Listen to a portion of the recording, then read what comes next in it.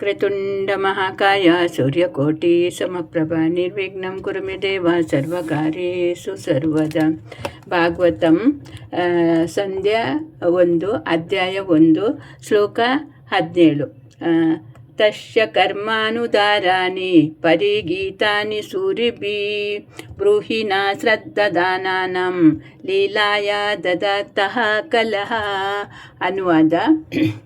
ಅನುವಾದ ಅವನ ದಿವ್ಯ ಕ್ರಿಯೆಗಳು ಆಧಾರವು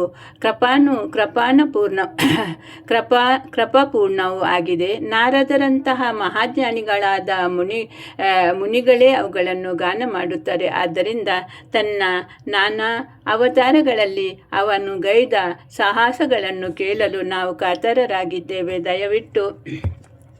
ದಯವಿಟ್ಟು ನಮಗೆ ಅವುಗಳನ್ನು ಹೇಳಿರಿ. ಭಾವಾರ್ಥ: ಮತಿಹೀನರು ಹೇಳುವಂತೆ ದೇವೋತ್ತಮ ಪುರುಷನು ಎಂದಿಗೂ ನಿಷ್ಕ್ರಿಯನಲ್ಲ. ಅವನ ಕಾರ್ಯಗಳು ಉದ್ದತ್ವವು ಉಜ್ವಲವೂ ಆದವು. ಅವನ ಐಹಿಕ ಹಾಗೂ ಆಧ್ಯಾತ್ಮಿಕ ಸೃಷ್ಟಿಗಳು ಅದ್ಭುತವಾಗಿದ್ದು ವೈವಿಧ್ಯದಿಂದ ಕೂಡಿದೆ. ಶೀಲ, ನಾರದ, ವ್ಯಾಸ, ವಾಲ್ಮೀಕಿ, ದೇವಲ, ಅಸಿತ, ಮಧ್ವ, ಶ್ರೀ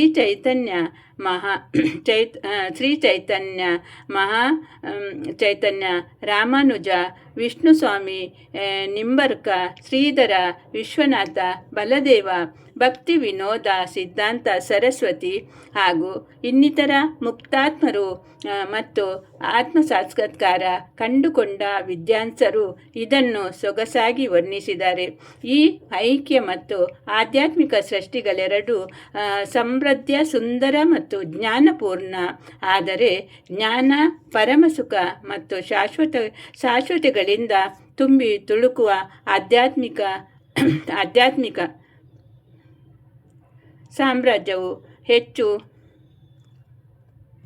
ಸಾಮ್ರಾಜ್ಯವು ಮತ್ತು ಆಧ್ಯಾತ್ಮಿಕ ಸೃಷ್ಟಿಗಳ ಸಮೃದ್ಧ, ಸುಂದರ ಮತ್ತು ಜ್ಞಾನಪೂರ್ಣ. ಆದರೆ ಜ್ಞಾನ, ಪರಮಸುಖ ಮತ್ತು ಶಾಶ್ವತಗಳಿಂದ ತುಂಬಿ ತುಳುಕುವ ಆಧ್ಯಾತ್ಮಿಕ ಸಾಮ್ರಾಜ್ಯವು ಹೆಚ್ಚು ಉಜ್ವಲವೂ ಶೋಭಾಯಮಾನವೂ ಆದದ್ದು. ಐಕ್ಯ ಸೃಷ್ಟಿಗಳ ಕೆಲಕಾಲ ಆಧ್ಯಾತ್ಮಿಕ ಸಾಮ್ರಾಜ್ಯದ ವಿಕೃತಿ ಛಾಯೆಗಳಿಗಾಗಿ ಕಾಣುತ್ತವೆ. ಇದನ್ನು ಚಲನಚಿತ್ರಕ್ಕೆ ಹೋಲಿಸಬಹುದು.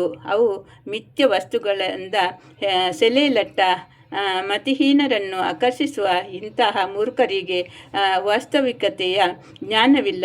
ಮಿಥ್ಯ ರೂಪದಲ್ಲಿ ಕಾಣುವ ಐಕ್ಯ ಸೃಷ್ಟಿಯನ್ನೇ ಸರ್ವಸ್ವವೆಂದು ಅವರು ಭಾವಿಸುತ್ತಾರೆ. ಆದರೆ ವ್ಯಾಸ, ನಾರದರಂತಹ ಋಷಿಗಳಿಂದ ಮಾರ್ಗದರ್ಶನ ಪಡೆದ ಬುದ್ಧಿವಂತರಿಗೆ ಭಗವಂತನ ಶಾಶ್ವತ ಸಾಮ್ರಾಜ್ಯವು ಇನ್ನೂ ಹೆಚ್ಚು ಆನಂದದಾಯಕವೂ ವಿಶಾಲವೂ ಆಗಿದೆ. ಶಾಶ್ವತವಾಗಿ ಪರಮ ಸುಖ ಮತ್ತು ಜ್ಞಾನದಿಂದ ತುಂಬಿದೆ ಎಂಬುದು ಗೊತ್ತು. ಭಗವಂತನ ಲೀಲೆಗಳು ಮತ್ತು ಅವನ ಪಾರಮಾರ್ಥಿಕ ದಿವ್ಯ ಸಾಮ್ರಾಜ್ಯ ಎಲ್ಲರಿಗೂ ತಿಳಿದಿಲ್ಲ. ಇಂತಹ ಅಜ್ಞಾನಿಗೆ ಭಗವಂತನು ತನ್ನ ಅವತಾರಗಳಲ್ಲಿ ದಿವ್ಯ ಲೀಲೆಗಳನ್ನು ತೋರಿಸುತ್ತಾನೆ. ಪಾರಮಾರ್ಥಿಕ ದಿವ್ಯ ಸಾಮ್ರಾಜ್ಯದಲ್ಲಿ ತನ್ನ ಸನ್ನಿಧಿಯಲ್ಲಿ ದೊರೆಯುವ ಪರಮ ಸುಖವನ್ನು ಪ್ರದರ್ಶಿಸುತ್ತಾನೆ. ತನ್ನ ಇಂತಹ ಲೀಲೆಗಳ ಮೂಲಕ ಐಹಿಕ ಪ್ರಪಂಚದ ಬದ್ಧಾತ್ಮರನ್ನು ಆಕರ್ಷಿಸುತ್ತಾನೆ. ಇಂತಹ ಬದ್ಧಾತ್ಮರಲ್ಲಿ ಕೆಲವರು ಐಹಿಕ ಸಾಕ್ಷಿಗಳನ್ನು ಅನುಭವಿಸುವುದರಲ್ಲಿ ನಿರತರಾಗಿರುತ್ತಾರೆ. ಇನ್ನು ಕೆಲವರು ಆಧ್ಯಾತ್ಮಿಕ ಪ್ರಪಂಚದ ನಿಜ ಜೀವನವನ್ನು ನಿರಾಕರಿಸುತ್ತಾರೆ.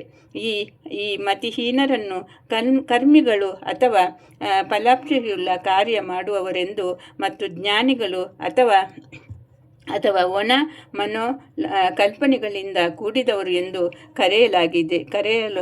ಕರೆಯಲಾಗಿದೆ. ಆದರೆ ಶಾಶ್ವತ ಎಂದು